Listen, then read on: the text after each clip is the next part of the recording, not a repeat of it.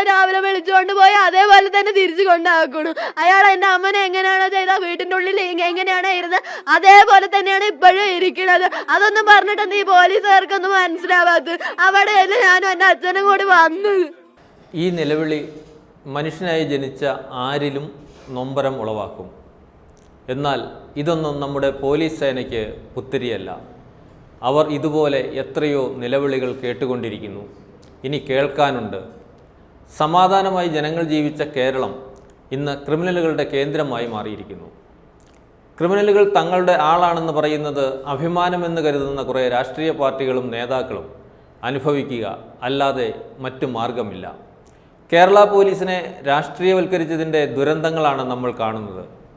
പാലക്കാട് ജില്ലയിലെ നെന്മാറയിൽ നിന്നാണ് കൊലക്കേസ് പ്രതി വീണ്ടും കൊലപാതകങ്ങൾ നടത്തിയ വാർത്ത പുറത്തു വരുന്നത്. ഒരു മാസത്തിലേറെയായി സാദാ SI മുതൽ DYSP വരെയുള്ളവരെ കണ്ട് പരാതി പറയുകയും എഴുതി കൊടുക്കുകയും ചെയ്തെങ്കിലും കാക്കിക്കാർ അനങ്ങിയില്ല.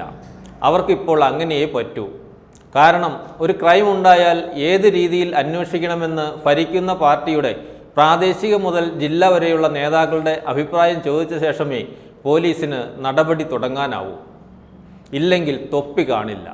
നമ്മുടെ ജനാധിപത്യം ഇപ്പോൾ ഈ രീതിയിലായി. പാലക്കാട് ജില്ലയിലെ പോത്തുണ്ടി തിരുത്തമ്പാടം ബോയൻ കോളനിയിൽ സുധാകരൻ്റെ ഭാര്യ 35 വയസ്സുള്ള സജിതയെ 2018 തിരുത്തമ്പാടം ബോയൻ കോളനിയിലെ ചെന്താമര വെട്ടിക്കൊന്നതും പട്ടാപ്പകലാണ്. ഉച്ചയ്ക്ക് 12 മണിയോടെയാണ് സജിതയെ തിരുത്തമ്പാടം ബോയൻ കോളനിയിലുള്ള വീടിനകത്ത് കഴുത്തിന് പിന്നിലും തോളിലും വെട്ടേറ്റ നിലയിൽ അയൽവാസികൾ കണ്ടെത്തിയത്. 2025 സജിതയുടെ ഭർത്താവിനെയും അമ്മയെയും വീട്ടിൽ കയറി ചെന്താമര വെട്ടിക്കൊല്ലുന്നതും അതേ ക്രൂര മനസ്സുമായാണ്. സൈക്കോയായ ചെന്താമര വെട്ടുകത്തി ഉപയോഗിച്ചാണ് സജിതയെ വെട്ടിക്കൊന്നത്. ഇതേ രീതിയിൽ വീണ്ടും ഇരട്ടക്കൊലയും നടത്തി. നമ്മുടെ നാട്ടിൽ മാനസിക അസ്വാസ്ഥ്യമുണ്ടെന്ന സർട്ടിഫിക്കറ്റ് ഉണ്ടെങ്കിൽ ആരെയും ആക്രമിക്കാവുന്ന രീതിയാണ്. അവന് മാനസികമാണെന്ന് പറഞ്ഞ് അക്രമിയെ തുറന്നുവിടുന്ന പോലീസാണ് ഇന്ന് നമ്മെ നയിക്കുന്നത്. എങ്ങനെ നമ്മൾ ജീവനും സ്വത്തിനും സംരക്ഷണം കിട്ടുമെന്ന് ചോദിക്കേണ്ട അവസ്ഥയാണ്.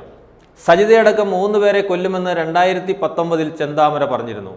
ഇയാൾക്ക് ഭയങ്കര വ്യക്തിവൈരാഗ്യമാണെന്ന് നാട്ടുകാർ പറയുന്നു. സജിതയെ കൊന്നിട്ടും പക തീർന്നില്ല. ജാമ്യത്തിലിറങ്ങിയപ്പോൾ വീണ്ടും സജിതയുടെ ഭർത്താവിനെയും അമ്മയെയും കൊന്നു. അന്നേ ആ ആദ്യ ലിസ്റ്റിൽ 3 പേരുണ്ടായിരുന്നു. ബിന്ദു എന്ന സ്ഥലവാസിയെയും കൊല്ലുമെന്നും പറഞ്ഞിരുന്നു. സജിത കൊലക്കേസിൽ പരിശോധനയ്ക്കെത്തിയ പോലീസ് നായ ബിന്ദുവിൻ്റെ വീട്ടിലും മണം പിടിച്ചെത്തിയിരുന്നു. അതായത് സജിതയെ കൊന്ന ശേഷം ബിന്ദുവിൻ്റെ വീട്ടിലെത്തിയെന്നും വ്യക്തമായി. പുഷ്പ എന്ന സ്ത്രീയെയും കൊല്ലുമെന്ന് അന്ന് പറഞ്ഞിരുന്നു. ഇത് നാട്ടുകാർക്കെല്ലാം അറിയാം. പക്ഷേ പോലീസിന് മാത്രം അറിയില്ല. അതുകൊണ്ടാണ് ചെന്താമര ജാമ്യത്തിലിറങ്ങിയപ്പോൾ നാട്ടിൽ ആശങ്ക കൂടിയത്. ജാമ്യത്തിലിറങ്ങിയ ശേഷവും ചിലതെല്ലാം ഇയാൾ പറഞ്ഞിരുന്നു. സുധാകരൻ്റെ ഭാര്യ സജിതയെ കൊലപ്പെടുത്തിയ കേസിൽ ജാമ്യത്തിലിറങ്ങിയ പ്രതി ഇന്ന് രാവിലെ സുധാകരൻ്റെ വീട്ടിലെത്തി 2 പേരെയും കൊലപ്പെടുത്തുകയായിരുന്നു. 2019 ചെന്താമര സജിതയെ കൊലപ്പെടുത്തിയത്. 4 വർഷത്തിന് ശേഷമാണ് ഇയാൾ ജാമ്യത്തിലിറങ്ങിയത്. ഈ കേസിൽ വിചാരണ നടന്നുകൊണ്ടിരിക്കുകയാണ്. പ്രതി 2 മാസം മുൻപ് ജാമ്യത്തിലിറങ്ങിയത്. ഇയാൾ നാട്ടിലെത്തിയതിനെ തുടർന്ന് നാട്ടുകാർ ഭയാശങ്കയിലായിരുന്നു. ഇയാൾ വീണ്ടും ആരെയെങ്കിലും കൊല്ലുമെന്ന സംശയം നാട്ടുകാർക്കുണ്ടായിരുന്നു. വാർഡ് മെമ്പർ വഴി പോലീസിൽ വിവരം അറിയിച്ചിരുന്നുവെന്നും എന്നാൽ വിഷയത്തിൽ പോലീസ് കാര്യമായ നടപടിയെടുത്തിട്ടില്ലെന്നും നാട്ടുകാർ ആരോപിക്കുന്നു. വിചാരണ നടപടികൾ പുരോഗമിക്കവേ 2 മാസം മുമ്പാണ് ഇയാൾ ജാമ്യത്തിലിറങ്ങിയത്. പരാതിയുമായി എത്തിയ ആളുകളോട് ആക്ഷൻ ഹീറോ ബിജുവിലെ ഒരു ഡയലോഗാണത്രേ പോലീസ് പറഞ്ഞത്. അയാളുടെ വീട്ടിലിരുന്ന് കൈയും കാലും കാണിക്കുമ്പോൾ നിങ്ങൾ അങ്ങോട്ട് നോക്കുന്നതല്ലേ കുഴപ്പം, ബെസ്റ്റ് പോലീസ്. DYSP പറയുന്നത് കോടതിയെ സമീപിച്ചിട്ടും കോടതി കനിഞ്ഞില്ലെന്ന്. കൊള്ളാൻ DYSP, ഇതെല്ലാം ഞങ്ങൾ കാണണം, കേൾക്കണം, അനുഭവിക്കണം. ഇതുപോലുള്ള DYSPമാരല്ലേ നാട്ടിലെങ്ങും ഉള്ളത്.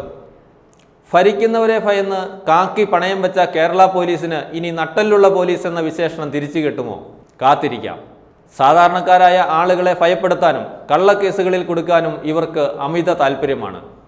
ജനങ്ങളുടെ ജീവനും സ്വത്തിനും സംരക്ഷണം നൽകാൻ മാത്രം താല്പര്യമില്ല.